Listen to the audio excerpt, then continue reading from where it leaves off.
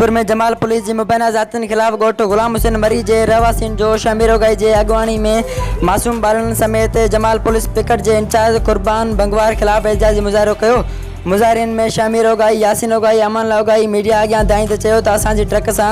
बलकानी बिरादरी जे माण्हू जी मोटरसाइकिल मामूली टकराइजी वई हुई, जॾहिं त असांखे मोटरसाइकिल सवार इतफ़ाक़ सम्झी असांखे छॾे ॾिनो ऐं थाणे ते पहुची लिखत में पुलिस खे लिखी ॾिनो त असां हिनखे इतफ़ाक़ सम्झी माफ़ करे छॾियो आहे, अवां ट्रक ऐं ड्राइवर खे छॾे ॾियो। जॾहिं त पुलिस जे जमादार कुर्बान बंगवार हिकु न ॿुधी ऐं हुन रिश्वत 20,000 तलब कई, जॾहिं त 10,000 वठी ड्राइवर असदुल्ला ओगाई ऐं ट्रक खे आज़ादु करे छॾियो। हिननि वधीक DIG लाड़काणो SSP कश्मीर अमजद अहमद शेख खां मुतालबो कयो आहे त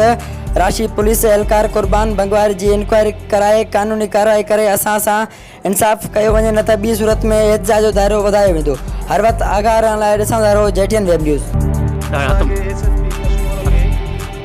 गुज़ारिश आहे त बंगवार खे हटायो वञे ऐं जेका ज्यादती सां जेका पैसा तलब करे थो, जेको आहे नॉर्मल गाॾी लॻण सबबु बालकानी बिरादरी सां उन्हनि असांखे बख़्शिश करे छॾियो ऐं पुलिस जेको आहे बंगवार असांजी गाॾी रोकाए सॼो ॾींहुं तंग करे असांखे जेको आहे 10,000 रुपया रोक वठी